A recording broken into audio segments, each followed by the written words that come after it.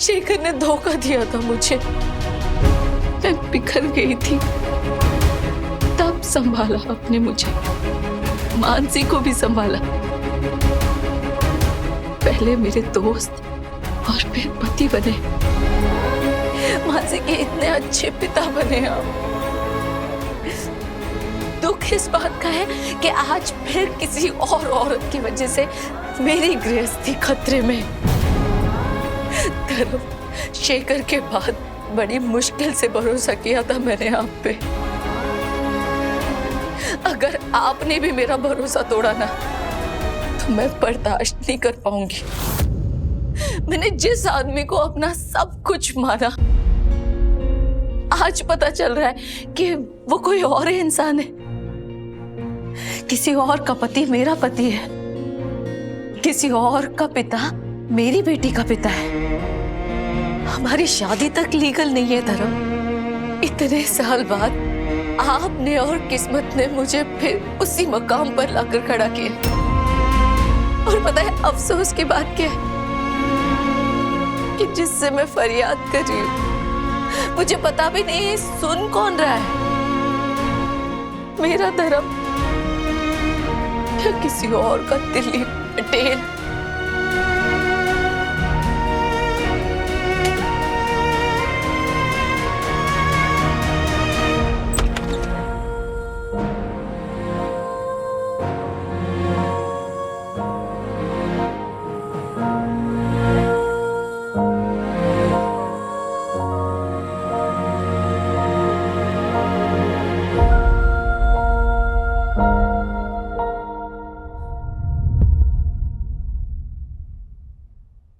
Mom, क्या हो गया है? ऐसी कौन सी बात हो गई है कि आप मुझे नहीं बता सकते? आपने कनाडा की टिकट्स कैंसिल करवा दी, आप यहाँ खुद आ गई। क्या हुआ है मॉम? रात बहुत हो गई है मानसी, सो जाओ। But mom please. मानसी, मैं तुम्हारे सारे सवालों के जवाब दूंगी, पर अभी नहीं, प्लीज। आखिर ऐसी क्या बात हो गई है?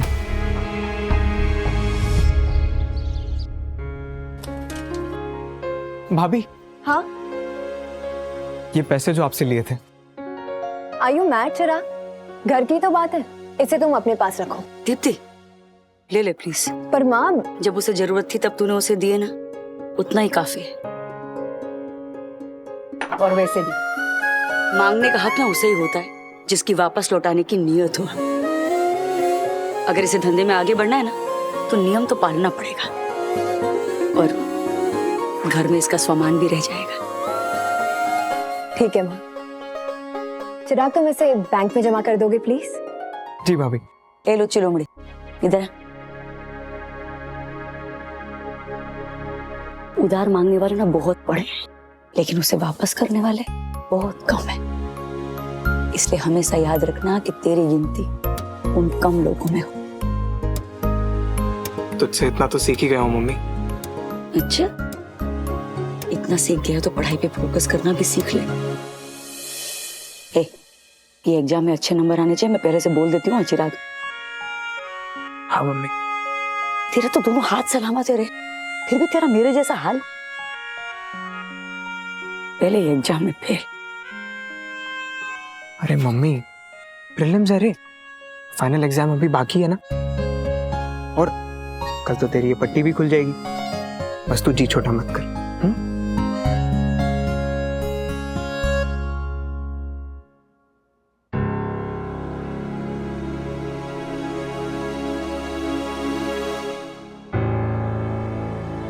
दोनों अलग सो रहे हैं, कोई तो बात है।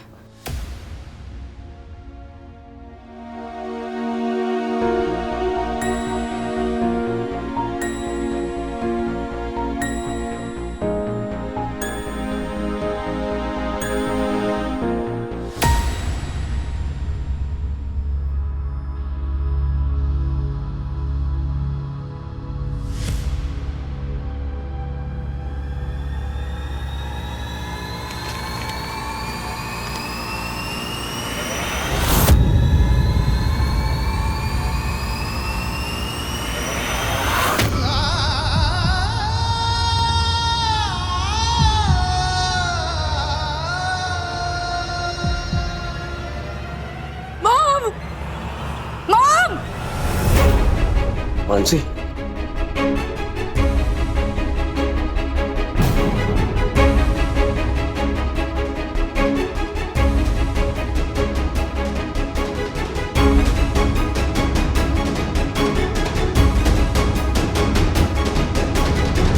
तो आप इसकी वजह से लॉस एंजलिस से इंडिया आई?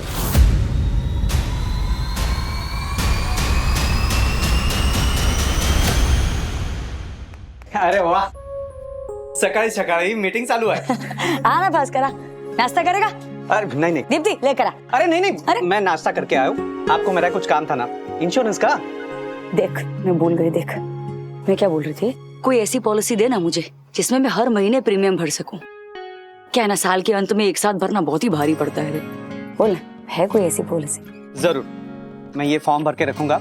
आप स्कूल से आने के बाद साइन कर देना. भले, थैंक यू. मम्मी, एक और नया खर्चा. भविष्य सुरक्षित करना है तो उसकी तैयारी वर्तमान से ही करनी पड़ती है अश्विनिया. क्यों रे भास्कर, करेक्ट बोली? बिल्कुल सही. चल, स्कूल के लिए देर हो रही है. जय अम्बे.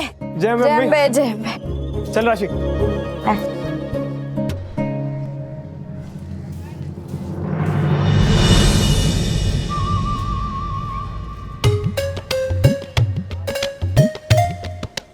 चल, अरे तेरी और उनकी जुगलबंदी एपिक है मम्मी. कभी खुशी कभी गम, एकदम. अरे सुशीला मेरी दोस्त है, इसलिए कभी कभी वो मुझे भाव दे देता है. और वो सुशीला का पति है, इसलिए कभी कभी मैं उसे भाव दे देती हूँ. तू ना मुझे मम्मी. पता तो क्या बोलने वाली है? क्या? मम्मी तू एकदम इम्पॉसिबल है. वो तो है, कोई शौक. चल. मानसी बेटा, मेरी बात सुनो. क्या कहूँ मैं आपको? डैड, क्या दिलीप पटेल? मानसी, धर्म, मैं बात करती हूँ उससे.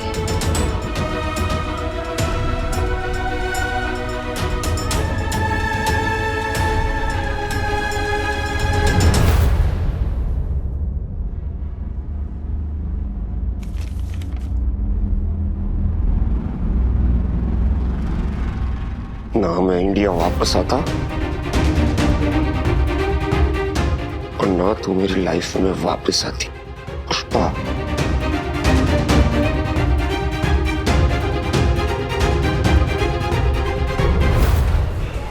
अब मैं आपसे क्या कहूं पुष्पा जी. प्रीलिम्स से बड़ी लड़ाई लड़ रही हैं आप अपनी असल जिंदगी में, लेकिन कारण कितना भी वैलिड क्यों ना हो, मैं आपको इस एक एग्जाम में रीअपियर नहीं होने दे सकता. नहीं नहीं सर, मैं जानती हूँ सर, रूल होता है. आपने वैसे ही बहुत कुछ किया है. ये तो मैं आपको इसलिए बता रही हूँ कि आपको ये ना लगे कि मैं प्रीलिम को लेकर सीरियस नहीं. इट्स फाइन, मेन एग्जाम अभी बाकी है, एसएससी बोर्ड, उसमें कोई बहानेबाजी नहीं चलेगी.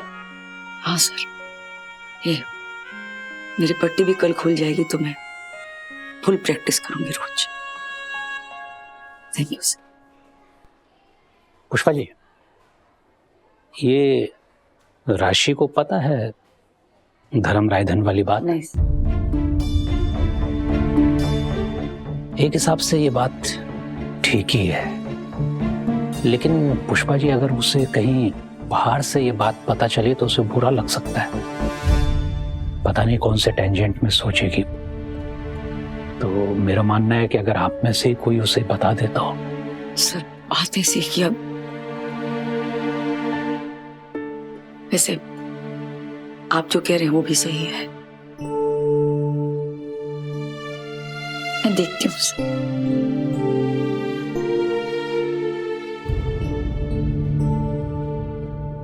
मैं जोगी दयाल को सिर्फ नाम से जानता हूँ. ये जोगी दयाल जो भी है वो हमारा स्टेटस और लीग अच्छे से जानता है. 20 करोड़ रुपए मांगने की हिम्मत जो की है वो हमारा पूरा इस्तेमाल कर रहा है. मुझे एक बात समझ में नहीं आ रही कि दिलीप पटेल अश्विन पटेल के फादर थे, पूरी जिंदगी इंडिया में रहे थे, और फिर ये डीसीपी आपकी और दिलीप पटेल की फिंगरप्रिंट्स मैच कराने की क्यों बात कर रही थी? मैं इंडिया आया तब से क्या चल रहा है ये मैं ही नहीं समझ पा रहा हूँ.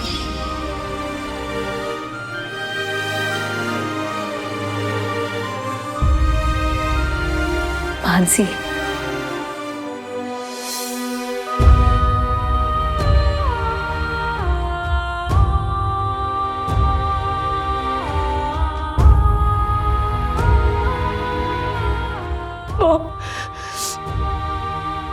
वो मेरे बायोलॉजिकल डैड नहीं, पर उनसे बढ़कर माना है मैंने उन्हें।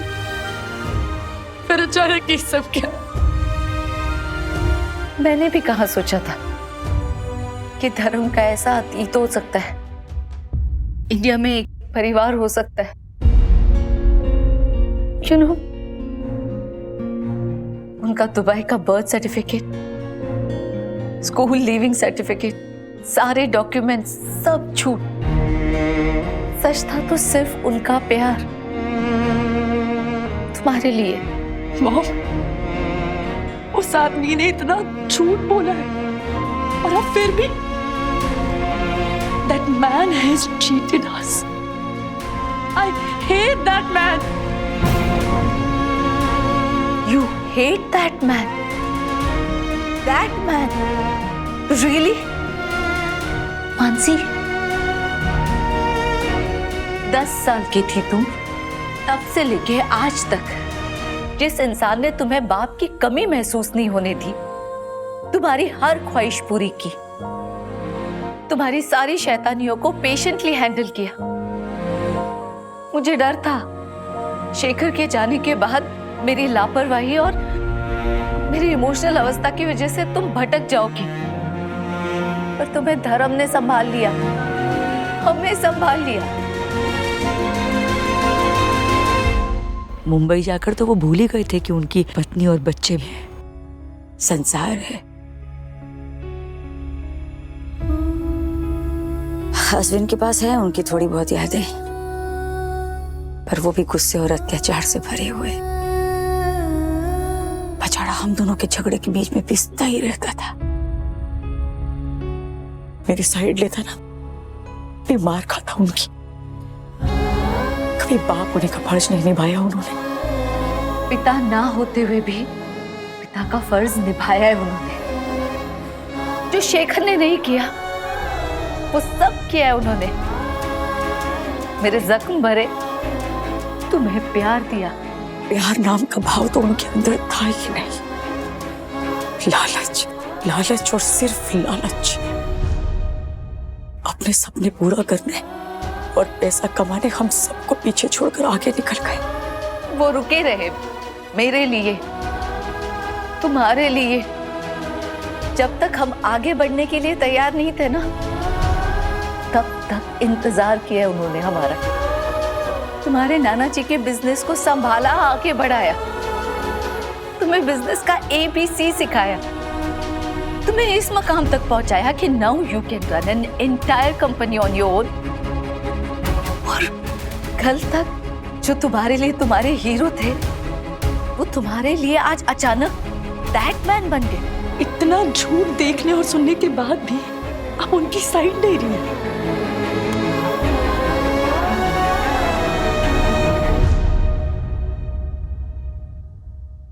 मानसी, 8 साल की थी तुम जब शेखर हम दोनों को छोड़कर चला गया, किसी और औरत के लिए। Do you remember meeting your dad once after that? मैं टूट गई थी, बिखर गई थी। तब धर्म ने सहारा दिया है मुझे। You know, धर्म ने डैड के मोटेल बिजनेस में ज्वाइन किया था एज एन ऑर्डिनरी एम्प्लॉय, पर अपनी काबिलियत और होशियारी की वजह से डैड का दिल जीत लिया था उन्होंने। आई रियलाइज्ड इन ड्यू कोर्स कि मेरे जैसे ही उन्हें भी किसी अपने की, किसी के सहारे की जरूरत थी। रिस्क टेकर थे वो, उनमें वो डेयरिंग थी। बिजनेस में कैलकुलेटिव रिस्क कैसे लेना है वो जानते थे। उसकी वजह से डैड के बिजनेस को बहुत फायदा हुआ था। धीरे धीरे हम नजदीक आते गए और मैंने शादी का फैसला ले लिया। शादी करना और शादी निभाना, ये दो बहुत अलग चीजें हैं दीप्ति। मन मेल ना हो तो एक एक दिन कितनी मुश्किल से कटता है मैं बता नहीं सकती। देखिए, मेरी जिंदगी का सबसे बड़ा हादसा था। जब मन मिल जाते हैं ना तो सारी प्रॉब्लम्स अपने आप सॉर्ट आउट होना शुरू हो जाते हैं। हम दोनों के साथ भी यही हुआ।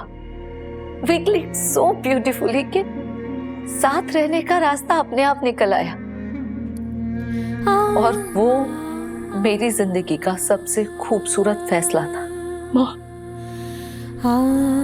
आप भूल जाइए कि धर्मरायधन नाम का कोई आदमी है ही नहीं। It's a fictitious identity. पर वो जो भी है, बेहद प्यार किया है मैंने उनसे और उन्होंने मुझसे। अपने अतीत में उन्होंने जो भी किया उसके पीछे एक ठोस वजह थी। वो कितनी सही थी या कितनी गलत थी ये बात की बात है। नो मानसी, मैं साइड नहीं ले रही हूं उनकी। ट्रस्ट मी, उन्होंने हमें धोखा दिया है, उसमें कोई दो राय नहीं है। तुम्हारा गुस्सा होना, चीटेड फील करना, सब कुछ वैलिड है। पर इस समय कोई भी रिएक्शन देने से पहले हमें उनके अतीत और हमारे वर्तमान को टटोलना होगा। उस एक झूठ के सामने हमें याद करने होंगे सच्चाई भरे हुए वो हजारों पल जो हमने साथ में बिताए। अपने परिवार को छोड़ने के बाद में धर्म ने कभी मुड़ के नहीं देखा और हमारा होने के बाद उन्होंने कभी हमें मुड़ के देखने नहीं दिया।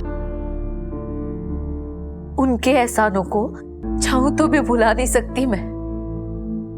वो मेरे पास तब आए थे जब कोई और नहीं था। कभी मेरे पास थे ही नहीं, साथ थे ही नहीं, तो क्या भरोसा करती मैं उन पर। पैसे को अपना परमेश्वर मानकर चले गए अपना स्वार्थ साधने।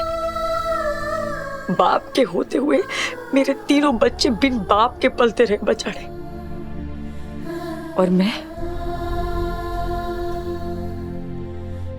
एक विधवा की तरह जिंदगी जीना सीख गई। न प्यार, न स्पर्श, न सुरक्षा। एक आदमी का ना होना कितना कुछ ले जाता है जिंदगी से, ये मैं बता नहीं सकती हूँ दीप्ति। हर मोड़ पर मुझे उनकी कमी महसूस हुई और फिर मैंने तय किया कि मुझे जिंदगी उनके बिना जीनी सीखनी होगी।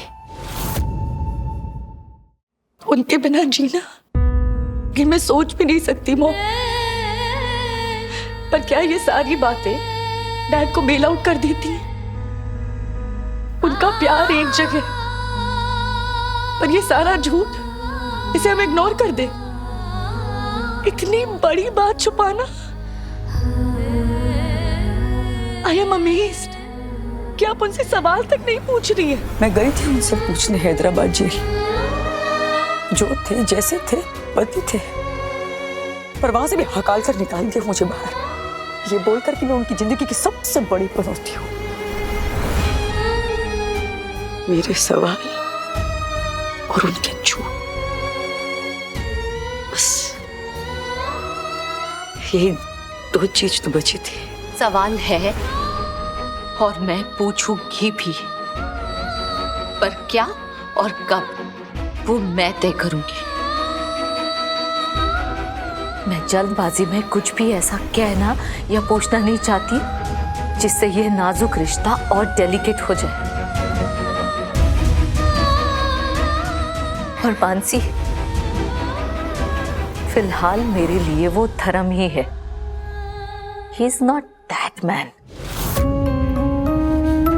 मानसी, नफरत करने के लिए एक पल भी काफी होता है, पर 15 साल तक किसी और के बच्चे को अपने कलेजे का टुकड़ा बना के रखना वो आसान नहीं होता है। उसके लिए बहुत बड़ा दिल चाहिए, जो धर्म ने दिखाया है। दिल बड़ा है, इसीलिए तो उनकी फोटो पर हार डालकर इतनी भी जगह दी है मैंने उनको इस घर में। लेकिन इससे ज्यादा की अपेक्षा मत रखना, क्योंकि मेरे बड़प्पन की भी एक सीमा है।